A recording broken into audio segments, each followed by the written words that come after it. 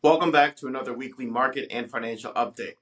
The election is behind us and we're off to greener pastures. Well, I'm only slightly kidding, right? So, the market, now that the election is over, is looking in a new direction. And because of that, our positions have changed here at Vision Retirement in terms of how we're looking at the economy and the overall effects of what the market will do the next 3 to 6 months. Now, typically here at Vision Retirement, that's what we like to do is to look 3 to 6 months out. It's a little bit difficult to look beyond that because oftentimes things will change if we look more than a 6 month time horizon out. So keep those numbers in mind as we talk about the conversation today. The biggest thing we're going to talk about is inflation. So the Fed recently lowered rates by a 50 basis point cut, and a lot of folks felt that it was a little overzealous and a little aggressive by the Fed, being that the Fed's major concern about lowering interest rates is not that they don't want to do it, it's that they don't want to do it too quickly and cause inflation to heat up all over again. And we saw this 50 basis point cut, and then the inflation numbers came out shortly after, and they were higher than expected. And then, sure enough, within a few days, Jerome Powell, the chair of the Fed, came out and said, yeah, actually, the Fed is really in no rush to raise rates.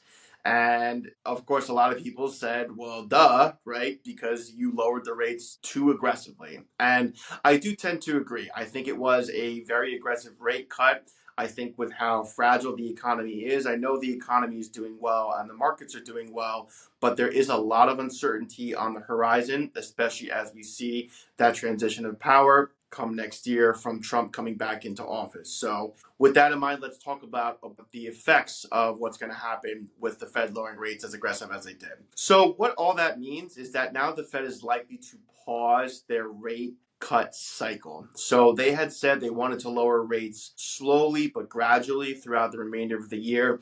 And I think now it's pretty likely that we actually might not see a rate cut until 2025. And what happens with this is this causes uncertainty with the markets and thus creates volatility, right? And we've talked about the markets and how they behave. The markets can handle good news, they can handle bad news, but what's the one thing they can't handle? Uncertainty. That's right. So when looking at that and the Fed is saying, okay, we're lowering rates, we're not lowering rates, we're not in a rush, we're in a rush, it's hard to get a clear picture of what the Fed is really thinking, the brain trust at the Fed, and what they're going to be doing. And when it's hard to get a read on what something is going to happen or what a certain policy will take into place, that's considered uncertainty, right? We don't know what's going to happen. And markets absolutely hate uncertainty. They cannot stand it. And because of this, it's likely that volatility will actually ramp up a little bit throughout the remainder of 2024 and then even likely into 2025. Now, I'm not saying that the market is going to crash or that we're headed toward a recession or we're going to be in a bear market. All I'm saying is that there's increased volatility. So think of it like a heart rate monitor, right? When you're looking at someone's heart rate monitor, the monitor tends to go up and down and up and down, right? We've seen over the last year, the market has steadily gone up.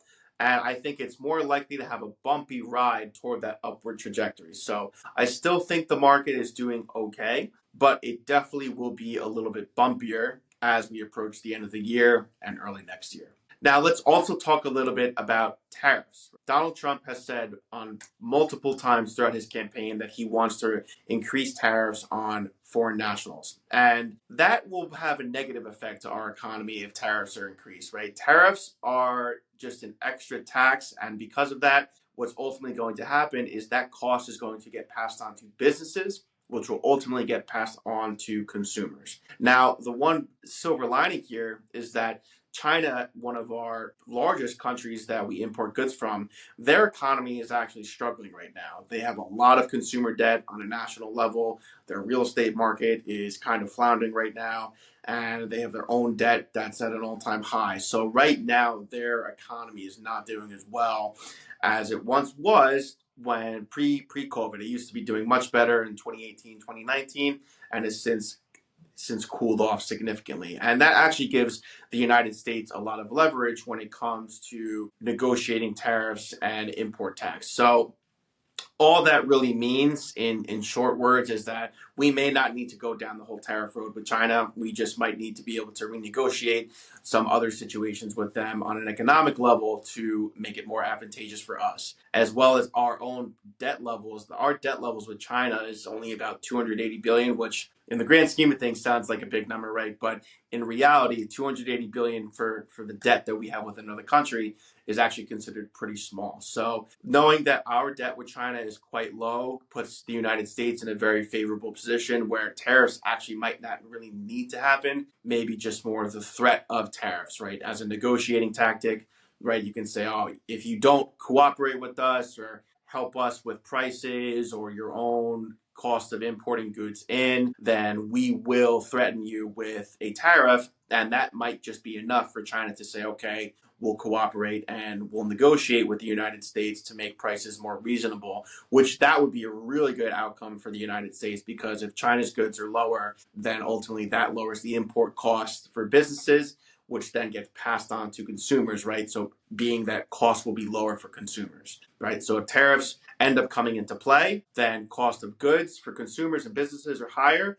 And if tariffs don't come into play, but we're able to negotiate favorable terms, then cost of goods and services for businesses and consumers will be lower. So again, we don't know. And of course, when we don't know, it's uncertainty. And again, it causes more market volatility. So these are the things that will be on the lookout for the remainder of the year in terms of what the Fed ultimately decides to do. Again, they said they are in no rush to lower rates, which they probably were overzealous, but it is what it is at this point. We can't undo their decision. It's ultimately up to them on what they're going to do. And then, of course, when Donald Trump takes office next year, we will have to wait and see what sort of policies the Trump administration will implement, especially when it comes to dealing with foreign countries. So that's it for today's week. Thank you so much for tuning in. And we may or may not have a video next week because of the short week due to Thanksgiving. So if I don't speak to everyone next week, I hope everyone has a very healthy, safe, wonderful Thanksgiving holiday with their family and loved ones.